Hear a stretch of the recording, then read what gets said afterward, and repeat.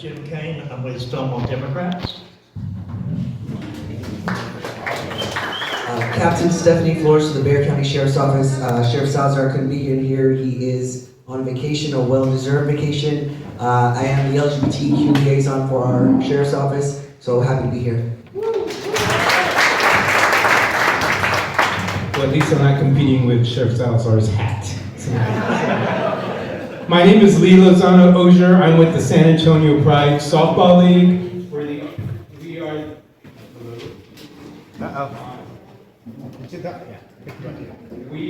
We are the only LGBTQ sports softball league in a city of 1 million people for us and our straight allies.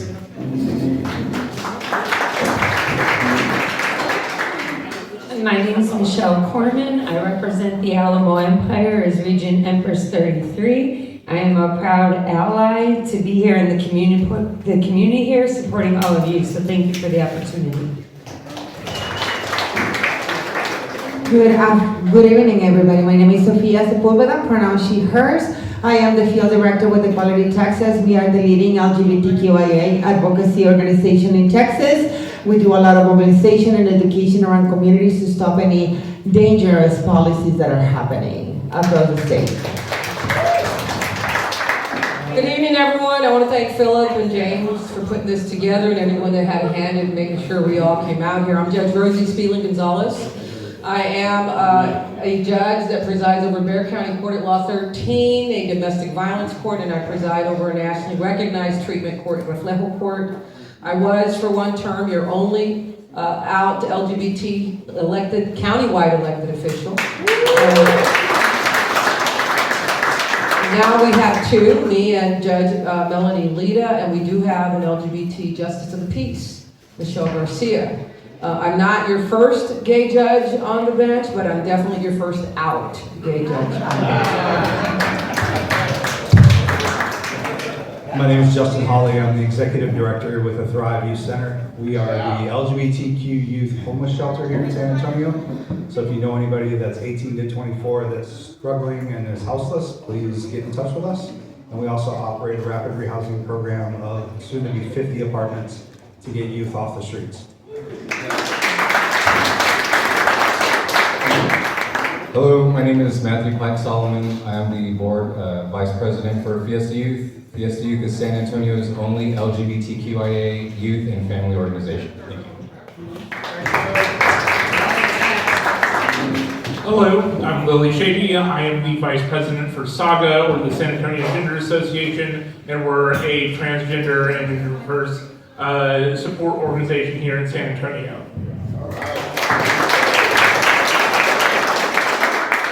Okay. It doesn't work? It does. I'm Ross Rudiger. I founded an organization called Bison, Bisexual San Antonio Network, and thank you. I've been dying to be on a panel like this for like the last 2.5 years. So Philip, James, thank you so much. My name is Devin, but to the drag community, I am known as King King. I come from the House of Vila, which is SA Poppies, and the House of Rosé, and I am pronouns for he, him, his. Hi, good evening. I'm Melissa Cabello Howard. I have the honor, she, her, thank you for the shout out. I have the honor and privilege of serving you as your District 6 Councilwoman, and I'm also running for mayor, but I'm a very, very proud I just want to give a quick shout out to two of my colleagues who are here, Councilwoman Dr. Kaur and Councilwoman Alda.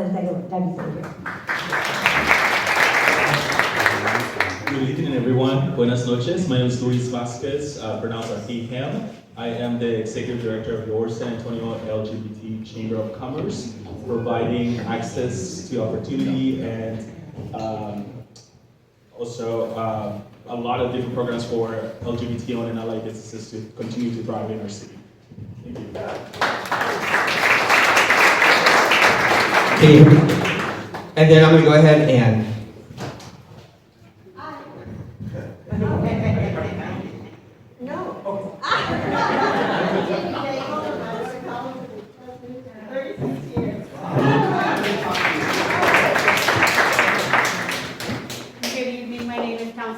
before, I have the honor of representing you in District 1. along with James was able to spearhead getting Main Avenue be counted as a cultural heritage district, which all of council will be voting on at the end of May, so I was proud to do that.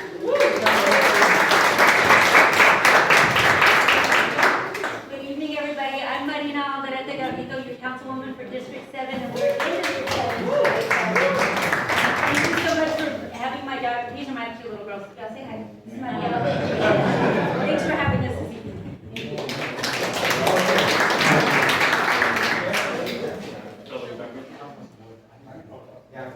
It should be on now, okay.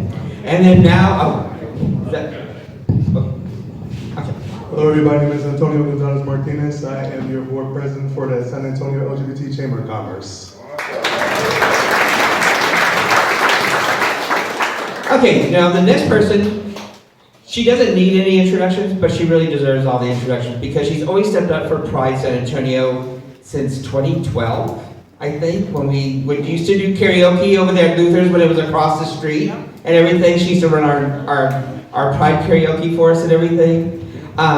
She's an amazing entertainer. She's an amazing person. She's an amazing philanthropist because of all the stuff that she does for our community. People don't really know all the things that she does and how she continues to represent San Antonio's LGBTQIA community here for us. It goes without saying, Lindsay Lane Andrews.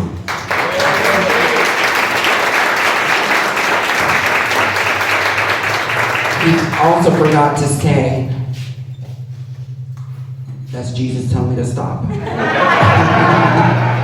Good evening, ladies and gentlemen. Welcome out. Y'all make some noise for yourselves for being here. Thank you so much for showing up and showing out. Now, listen, I know that we're going to get very, very, very, very deep into stuff, and there's a lot of things that a lot of us are extremely angry about, especially trans people, okay, especially everybody in the LGBT community. What we want to do today is to showcase that there isn't always just bad things, okay? There's a lot of stuff going on in the world that we need to focus on all the good stuff. All of these beautiful people that are up here are very, very much your go-tos because they have the resources that we need within our community, especially right now. So please give them another round of applause for showing up here today.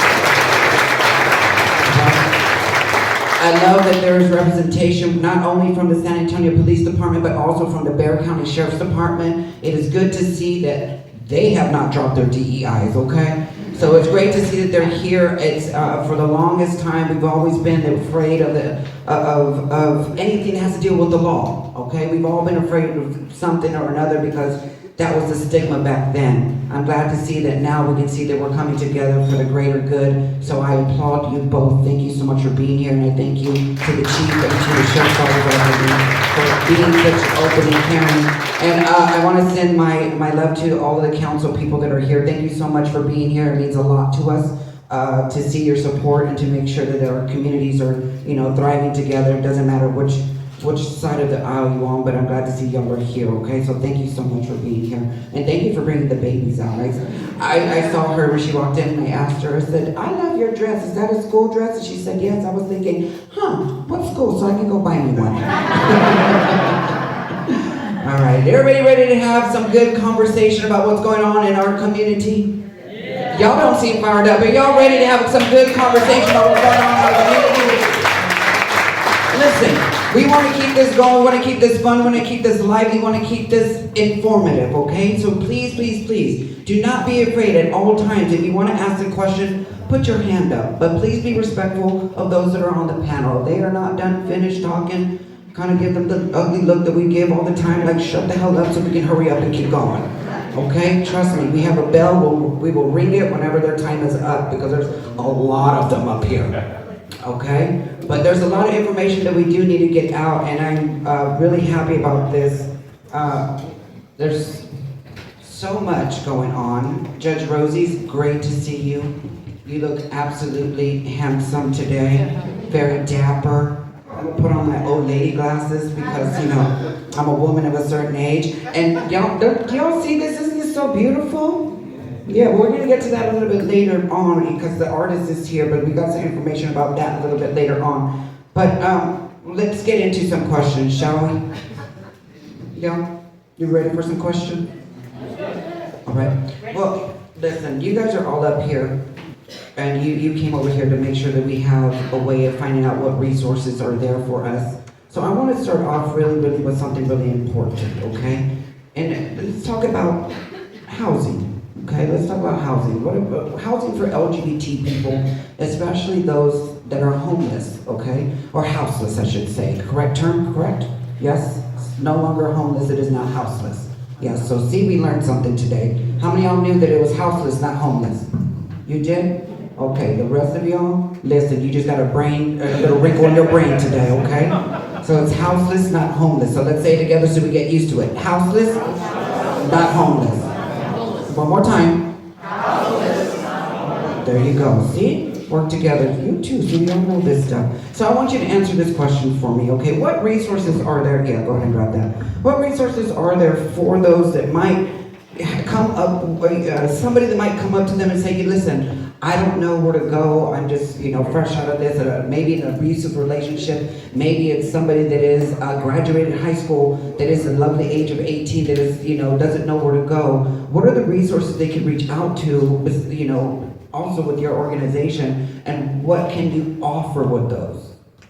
So if you are under 18, or if somebody is under 18, then they instantly fall in the state system of foster care. That's just unfortunate, the policy that we have as a state. There are shelters like Roy Moss and other organizations that do serve people that are under 18, but they're in that system. Right now, DFPS and CPS are not taking anybody, not doing any intakes for 17-year-olds, so they are literally left on the street. We filed some notifications up to the state side to make them aware that this is happening, because it's obviously if you're 17 and you don't have any place to go, you're going to be out on the streets. If you are 18 and find that you are without a housing option, you can contact us at Thrive. You can just Google us and find our 210 hotline number. And then we will guide you for whatever situation that you have. So if we can connect you to other services, we have a 16-bed shelter on the Haven for Hope campus, but we're working on a transitional housing project. And then there's some good news out there. The Housing Trust has engaged with us to start looking at an option for the 2027 bond to create a youth homeless housing project. And so we are going to be an agency that's going to work with them to increase the amount of partners that are apartments that are affordable housing in the market, and mainly for LGBTQ. So because about 40% of the youth homeless population do identify as LGBTQ. So it's a very large percentage. If you are over the age of 24, then we encourage anybody to call the SA hotline. And that will get you registered into the housing need situation. And what that does is there's over 3,250 that are on that list that need housing. Over 350 are of the ages of 18 to 24. And that puts you on a priority list, that there are thousands of vouchers and opportunity for housing programs that are available, but you've got to get on that list. And so once you call, then you have to call monthly to ensure that you stay on that list. And then as your number comes up, all the partner agencies start to reach out to you. It might be Thrive, it might be Sam's Shelter, it might be Haven.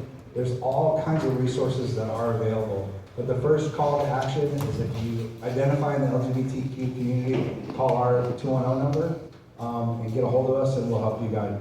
I'll get you that number before I gotta pull it up. And how long is that list? How long is the wait for? So we have about 10 on our waiting list.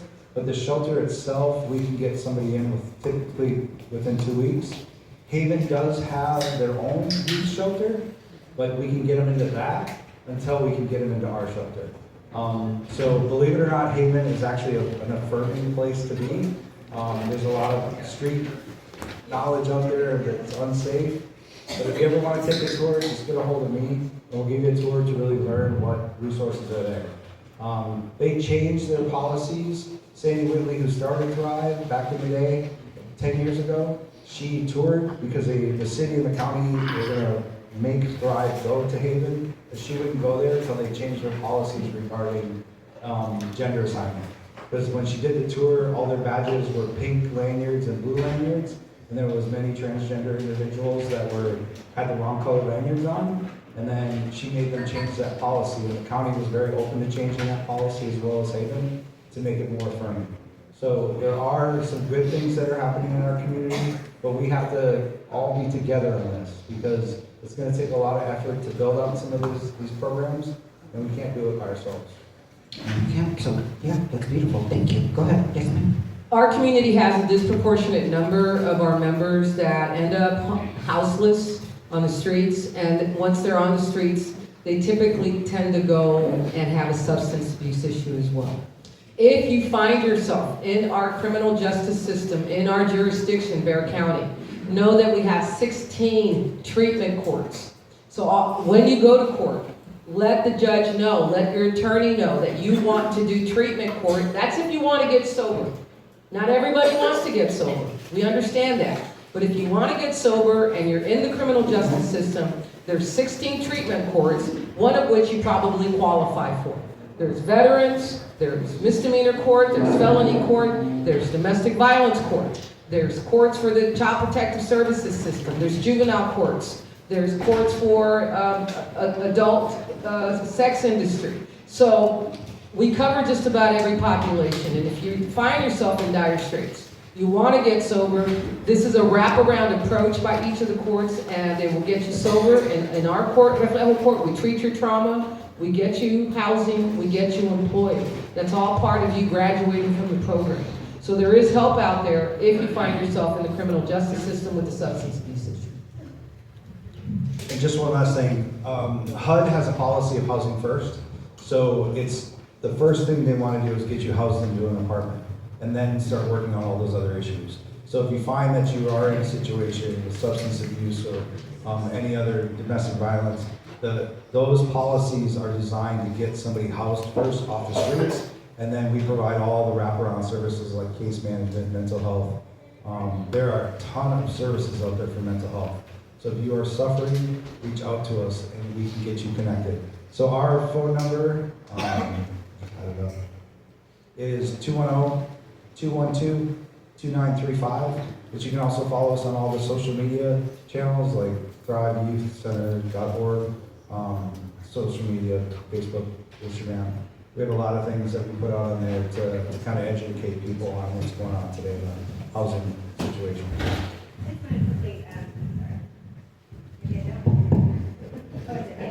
Quickly give, of course, Thrive a shout out, the work that they do, but I've sat in Judge Espilin Gonzalez's court while they're going through the Reflejo cases, and there's a lot of very particular, going through every nuance of a case, and a lot of care and just a lot of love. So I want the community to know and spread the word that these courts are not, you're not just going through the system. I mean, they really are looking at the whole person and trying to figure out how to help that person to be better. So I just give you another shout out. Anybody else want to take a crack at that? No? All right. No? There's so many else. I have to keep looking back and forth to make sure nobody didn't have their hand up. All right, then here's another question for every single one of you. Whoever wants to answer this first is great, but hopefully all of you will answer this. There's a lot of you, so please keep in mind, I know there's a lot of information that everybody wants to, spew out, but if we can, try to keep the time a little bit, because after 9 o'clock, I turn into a pumpkin, because I'm a lady of a certain age, okay? Stop laughing, it's funny because it's true. Okay. Now, here's a question right here. What, out of all of your agencies and organizations and businesses, what overall can y'all contribute to the well-being and the unity in our community, especially for, of course, the LGBT community? So if you could, anybody answer that, go right on ahead. Yes.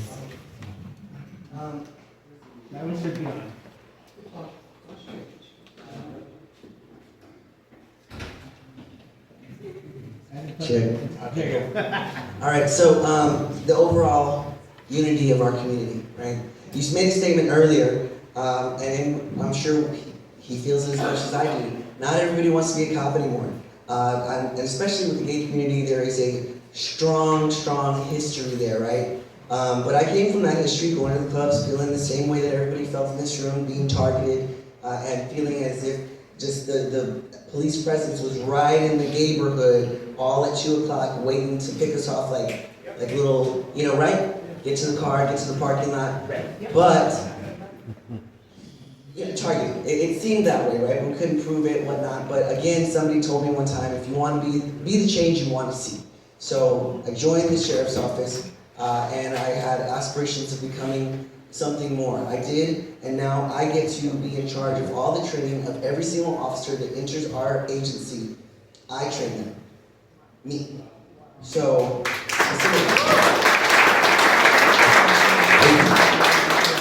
I teach them about talking. We changed our transgender policy there specifically because of my interactions with the community. But also, I find it very important for them to see not just a female, but a openly out gay female. And I'm in charge. I make the calls. I also teach my young men who are growing up who may not have had that direction how to speak to women, how to speak to men with respect. It's not about power. It's not about showing out. It's about the community. Because they all have to start inside that jail, right? The thing is that if you can't make it in there and have control of your own self, not lose yourself in the power, how and what business do you have going out to our community and policing it there?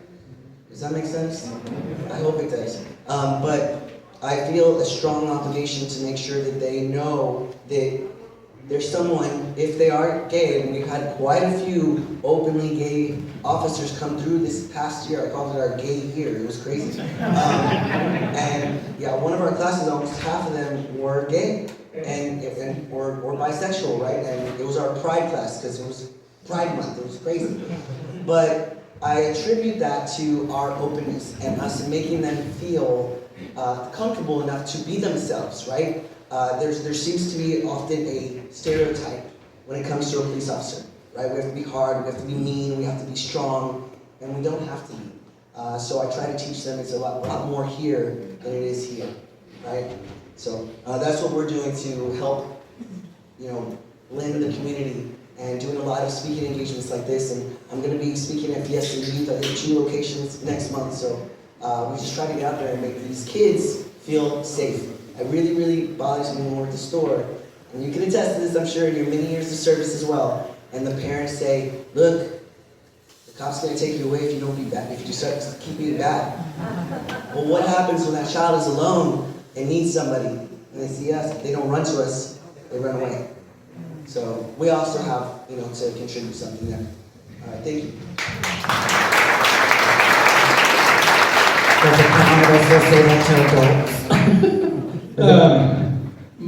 I'm also with let me just start this up again, sorry. I just came from San Diego. I lived there for 17 years and was on the softball league in San Diego. And upon arriving into San Antonio about 3 years ago, I was a little bit freaked out at how small the league was here and how we were getting, and how little the community felt as compared to how it felt in California. I gotta tell everyone here to think about that word community and what it actually means. And for a lot of us in this room, we probably all remember at some point that the family that we know and recognize now is probably and maybe the family we had to build for ourselves because we weren't getting that at home. That was the San Antonio that I grew up in, left and learned a different way, came back here and was very happy to find the softball league here because that is a community where people are meeting up and forming friendships and creating their own network of friends and protection.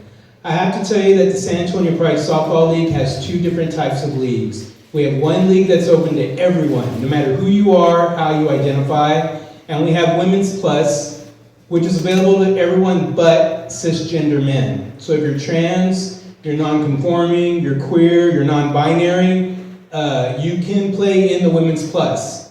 Otherwise, you can join the rest of us at the other side, or you can be in both leagues. The whole point is that I gotta tell you, you become really attached to your teammates. Your teammates have your back. And San Antonio Pride Softball League is on the upswing, and we're getting more people every year. And I'm asking you guys, that if you want to join a place, a community that will be there for you, come join us at San Antonio Pride Softball League. Because after the games, there's a lot more fun to do. And trust me, we're all together. When things come up that are pissing us off, and right now is the time to be kind of pissed off, right? But you got us to hang out with afterwards. You got us to drink with if you do that. And if you don't drink, guess what? We actually have teams that are available for you where you can get together in a non-drinking environment. But what matters is that we stay together because we are stronger together.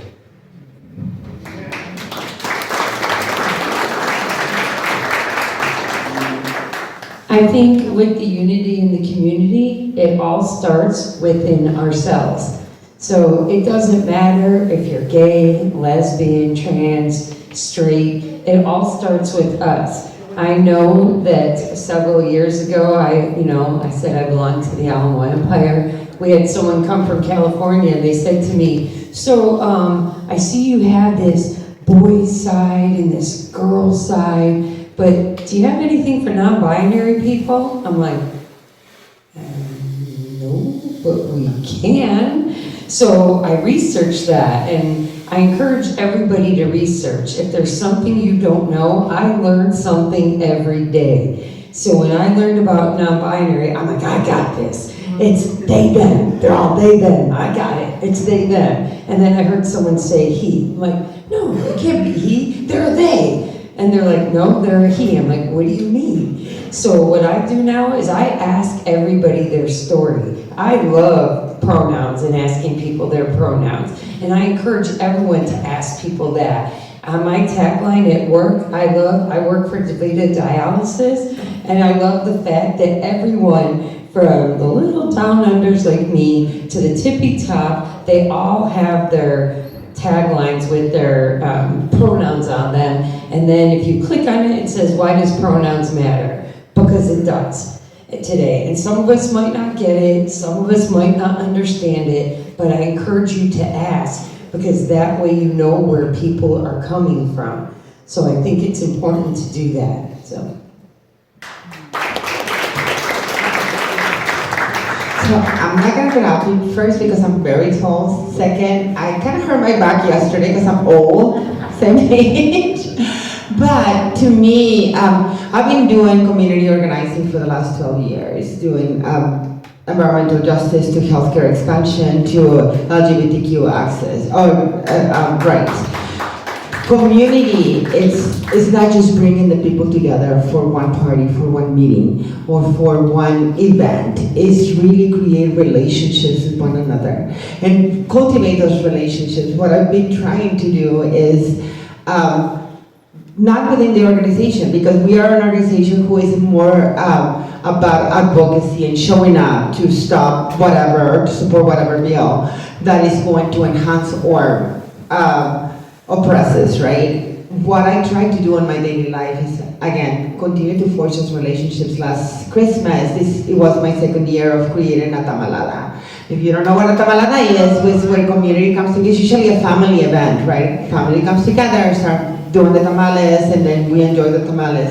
What I did is brought a bunch of queer, trans, non-binary folks to my house. We listened to music, play video games, chat with each other, and created that community that if today one of them call me and they need something, I will be there for you, just like I know that they're gonna be there for me, right? It's creating communities, not just showing up, but it's cultivating and continue having that relationship. I heard somebody on a TED Talk that you cannot have more than 3 friends. That's a lie. You can cultivate many relationships and continue to grow those relationships to create your community. I love what you said. We grow up with no family many times. I remember being kicked out because I was too feminine before I coming out trans. Lived on the street, relied on social work, afraid of the police, right? But I created a community that helped me, uplift me, and took me to see a doctor, get my hormones ready, and we are still friends for life. That is creating community. It's not just showing up, but showing out for one another. Amen to that. We have one quick question before we answer. Hi, my name is Chris Crouch. I'm the president of Diversity Recovery Alliance, our newest LGBTQIA plus and ally nonprofit here in San Antonio. Our mission is to provide rooms for recovery programs at a good price. And we just signed our lease for here in Balcones Heights. My question is this: how do I sign the nonprofit up to be able to get our members' community hours? Because people come in from the court system and they need their sheets signed, but they also need to do community hours. And I've been asked if they can do it at the center. Can any one of you answer that for me? You need to call the individual judge that's going to approve the community service hours. Each judge has different criteria. I give all sorts of community service hours for things that other judges would never dare give credit for. So you need to kind of come out to the courthouse or make appointments to see the judges, the criminal judges, so that they can tell you whether they're going to give credit for a particular type of activity or not. Our court creates community by respecting community. I speak to folks in how they self-identify. As the judge, my pronouns are try me.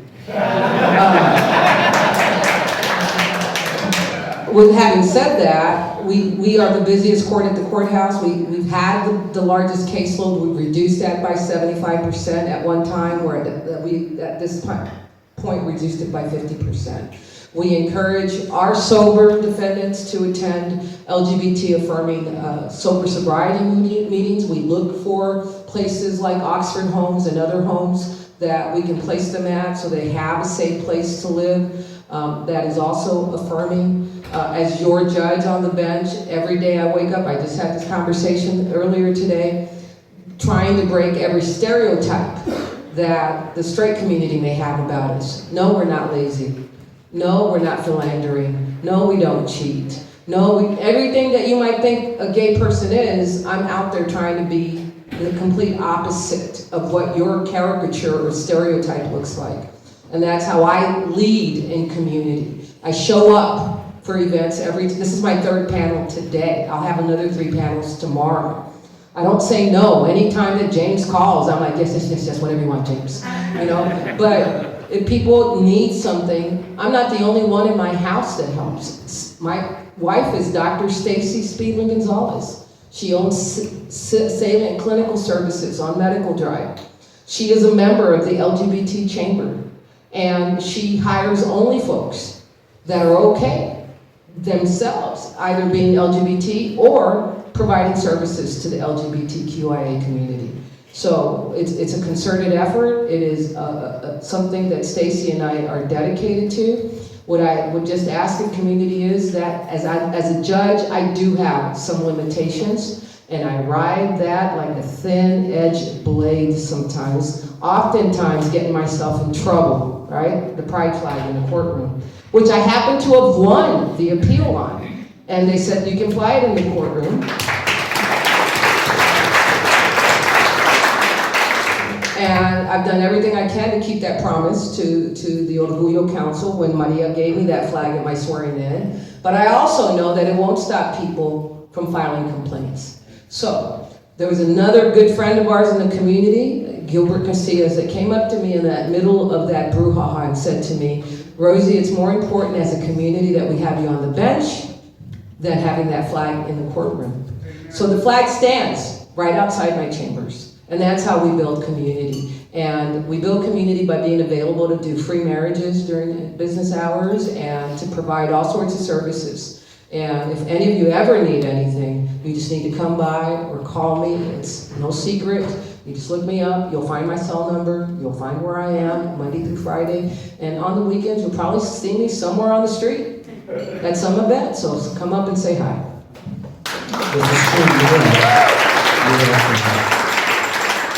Well, that's very insightful. Thank you so much for answering those questions. Now, let's get into some of the little bit of the nitty-gritty, okay? There's a lot of things pressing, especially in the LGBTQIA plus community, especially for the T in LGBT. It is very, very hard. There's some things that are being said about people like me. I find myself to be extremely normal. I don't think there's anything wrong with me. My husband might tell you differently.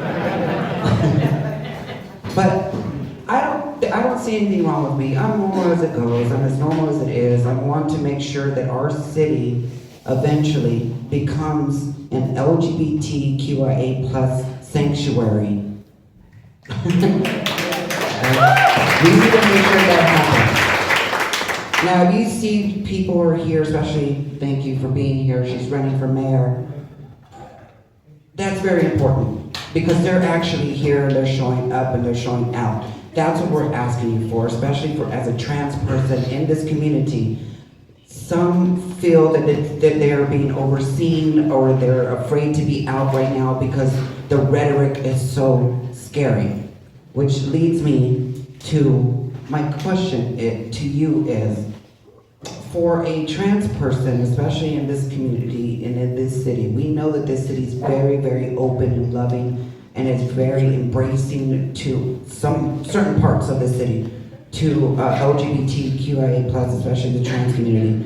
What I want to know is, how do we go about making sure that we stay that way, you know, giving the climate? How do we go about making sure that we feel safe still, you know, in the likes of what's going on? We see it in the news every day. We want to make sure that, you know, everybody's feeling safe. And I'm going to let you answer this if you would, please, because you have not spoken yet. So I'm going to give you this microphone because I was taught don't ever give up your microphone. So, because then they don't shut up. Right. So if you could answer that and you know, also let us know with the San Antonio Police Department, how far do y'all go with handling LGBT people, and is there a certain criteria that y'all meet? I know I'm throwing a lot of questions at you, but is there a certain criteria that y'all have to go through to make sure that we are not treated like we have a mental condition, that we are just treated as a normal person? So don't get in trouble, okay? Do not get in trouble. You especially. Go ahead. Thank you. So yeah, you gave me a lot there. So let's start with first off about what we do as a department, and I think Stephanie talked about it earlier with policies. We've got the best policies in the world about treating people the right way. We've got a specific policy that deals with trans and addressing folks and treating them with respect. Now, the best policies in the world are not going to save you from somebody that's a jerk, or somebody that doesn't care, or somebody that has hate in their heart. So I appreciate what you said. I don't think there's anything wrong with you either. And most people that I know would feel the same way. But I do know that there's some people out there that we talked, and I didn't get a chance to earlier, but a lot of times it's a matter of perspective. And if you don't have it, you're not going to get it. And I think the way for us to kind of make people feel safer in the things that we're doing is to try to give people that perspective. Our officers, we do a lot of the same training that Stephanie talked about as well. I've been on since 1999, and it would have been unheard of in 1999, which wasn't that long ago, to have openly gay police officers. And they're out everywhere now, and nobody says a word. Nobody's being judgmental. If somebody was attacking Stephanie right now, I would stop and be like, what's Stephanie's orientation before I help? We're gonna jump in and we're gonna help. Yeah, we're a family. So, but I think a lot of what's going on, I think there's a lot of concern about, you know, I won't steal some of the thunder. I'll probably ask you, Councilwoman, but there's a lot of legislative things that people are talking about. And I can tell you that the way the city works is every department gets legislation that's assigned to them. I've not seen anything on the law enforcement front that is talking about any attacks to the LGBTQ plus community. The last time I saw something like that was that bathroom bill that was a whole lot of noise and nothing. But we had to deal with all those things. We had to go look for calls and get these and check the Walmarts, all these things that people were saying were going to be an issue. We didn't see that here. I love this city. This city's a great city. We don't have those problems here. We may have isolated incidents, but as a whole, this is not that kind of city.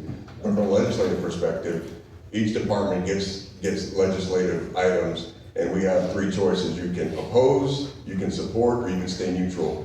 And everything that we recommend goes to the council for final approval, and then they set the priorities when they go to the legislative side. So I can tell you, and again, I won't speak for the councilwoman or Councilwoman Gore, but I would tell you that there's not a chance in hell that this council is going to support anything that strips away rights for this community.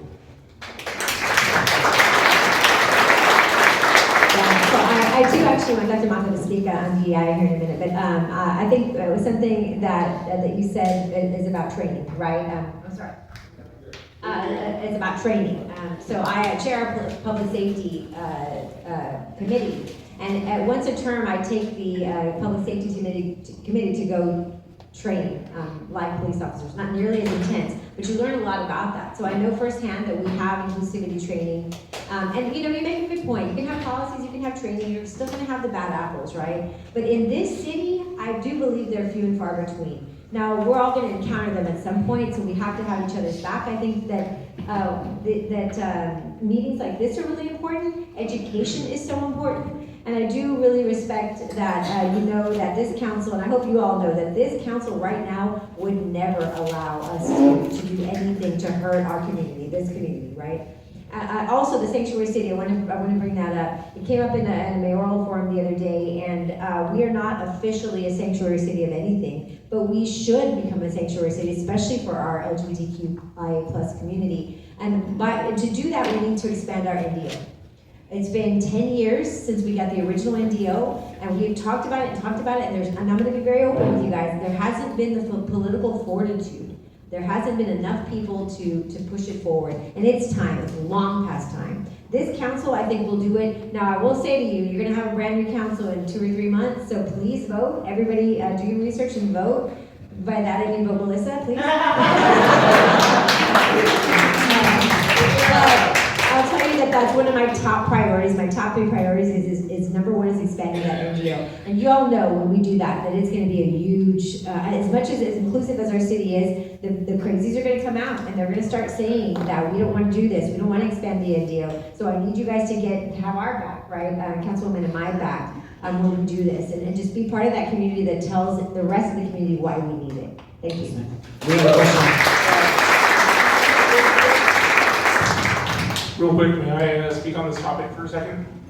Once again, my name's Lily. I'm the Vice President for Saga, and I run our transgender diverse support group. So I hear every other week basically what is going on in the trans community, what they're worried about, and you mentioned like the bathroom ban that didn't get passed, but even though it didn't get passed, they're still we're still worried about, I'm still worried about going into the restroom that I feel most comfortable in, because I'm like, well, even though there's not a ban, what's gonna happen if I don't have that support system just in the community? So having these panels, having honestly cis people that support us, because there's only so much that legislation can do,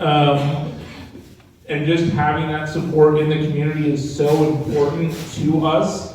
I counseled some people. I counseled someone in crisis this weekend for like 3 hours because they're struggling with these situations. The Ken Paxton letter that went out a couple weeks ago, as soon as it dropped, we had someone almost immediately basically booked themselves out of the state because those kind of changes are so depressing to being just your authentic self here in the state.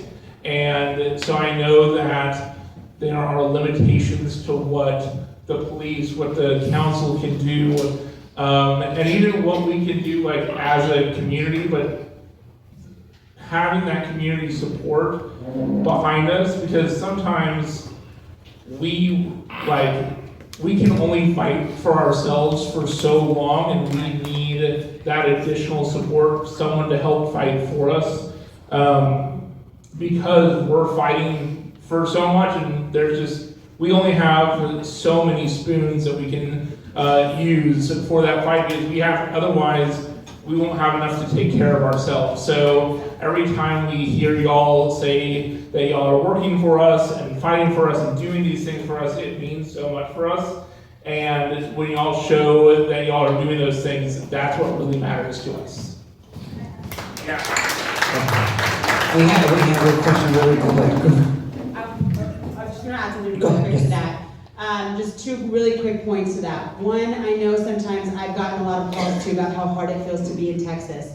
But just know that your closest representative to you is your local elected official. So when you're feeling that weight of our state legislation or our state legislators or our federal government leaders, that you just feel like there's no way forward, text one of us, right? Text Judge, text Melissa, text me, and so that you know you have an elected official that represents you locally in your community that has your back. The second thing I say is we did, as I'm on the Intergovernmental Relations Committee, and with Councilmember McKee Rodriguez, we pushed to have the non-discrimination ordinance as a part of our agenda. And we had a little bit of pushback at that meeting because it is a little bit of a strategy conversation, right? Because if you push for something that the state doesn't believe in, you're kind of not playing all your cards well, as you might think. But for us, it was a value that needed to be stated, and it was more important to state that and potentially take the risk of not getting some other project because it was such an important value for our community. So we stood really strong in that, so just wanted you guys to know those things. Thank you, Council. Oh, and one last thing, I know Dr. doesn't remember,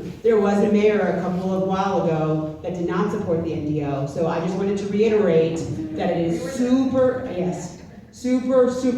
important that you look at the candidates that are running very well so that we have strong leadership at the helm of that council. The NDO passed with Ivy Taylor on the days as mayor, the anti-NDO mayor. And we're not gonna get those kind